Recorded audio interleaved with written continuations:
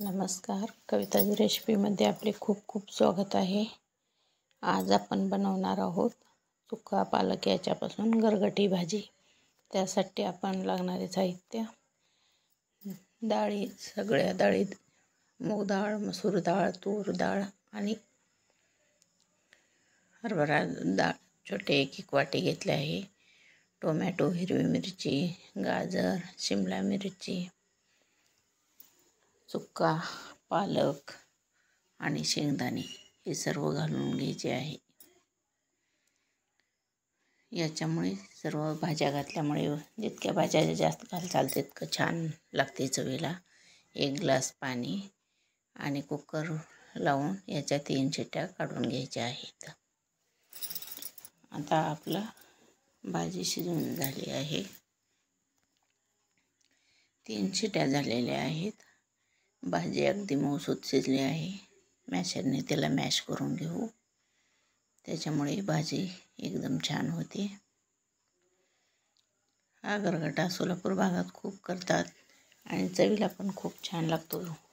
हा गरगटा छान घट्ट करायचा नाही आणि खूप पातळ पण करायचा नाही. 2 चमचे शेंगदाणा कूट घालायचे आहे.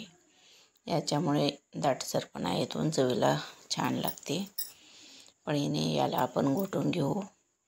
अशा प्रकारचे गरगटा भाजी तुम्ही नक्की करून बघा. तुम्हाला खूप आवडेल आणि पुन्हा पुन्हा कराल.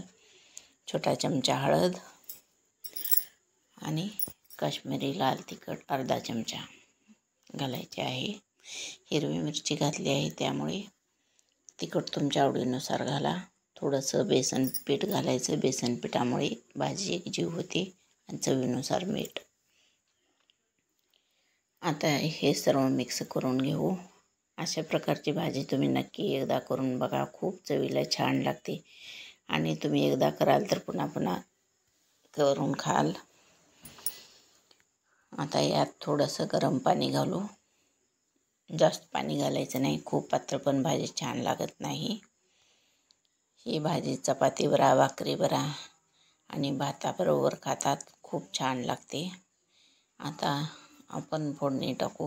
गॅसवर एक पातेलं ठेवू. त्यात 2 चमचे तेल घालू. तेल गरम झाले की छोटा चमचा मोहरी घालू. मोहरी चांगली तडतडली की त्यात 1 छोटा चमचा जिरे घालू. जिरे पण व्यवस्थित तडतडले की 1 चमचा लसूण बारीक वाटून घेतलेला आहे आणि 1 चमचा अद्रक घालायचे आहे. अद्रक पण वाटून घेतलेले आहे. अद्रक चांगले फ्राय करून घ्यायचे आहे. चांगले फ्राय झाले की त्यात 5-6 कढीपत्त्याची पाने घालायचे. कढीपत्त्यामुळे चव छान येते आणि सुगंध पण येतो. त्याच्यामुळे कढीपत्त्याची पाने नक्की घाला. ते पण आता तळून झालेले आहे. यात आपण आता थोडंसं चिमूटभर हिंग घालू. लसूण आपला लालसर तळून झालेला आहे. कोथिंबीर घालू. स्वच्छ धुवून बारीक चिरून घेतलेली कोथिंबीर आहे. थोडी कोथिंबीर फोडणीत घालायची आणि थोडी नंतर वरून घालायची. चिमूटभर हिंग. हिंगामुळे खूप स्वाद छान येतो, म्हणून हिंग जरूर घालायची. आणि छोटा चमचा काश्मीरी लाल तिखट तेलात घातल्यामुळे याला कलर छान येतो आणि चव पण चांगली लागते, म्हणून थोडी डाळीत घातलेले आहे. आता थोडे इथे घालायचे आहे. आता आपलं फोडणी तयार आहे. त्यात आपला गरगटा घालून घेऊ.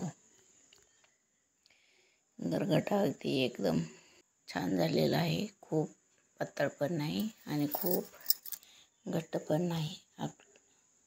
बघा, याला कलर पण किती छान आलेला आहे.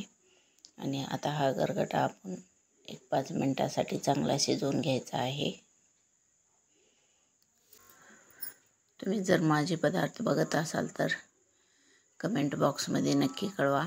आता कोथिंबीर आणि बेडगी मिरची मी नंतर तळून टाकली आहे. मला फोडणीत टाकायचं लक्षात नव्हतं, त्यामुळे तुम्ही फोडणीतच मिरची टाका. आता आपला गरगटा रेडी झाला आहे. सर्विंग बाउलमध्ये काढून घेऊ.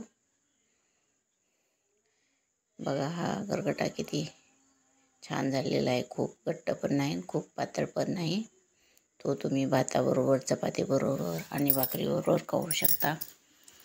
तुम्हाला जर माझे पदार्थ आवडत असतील तर कमेंट बॉक्समध्ये कमेंट करून नक्की कळवा. माझ्या चॅनलला लाईक करा, शेअर करा आणि माझ्या व्हिडिओला सबस्क्राईब करा.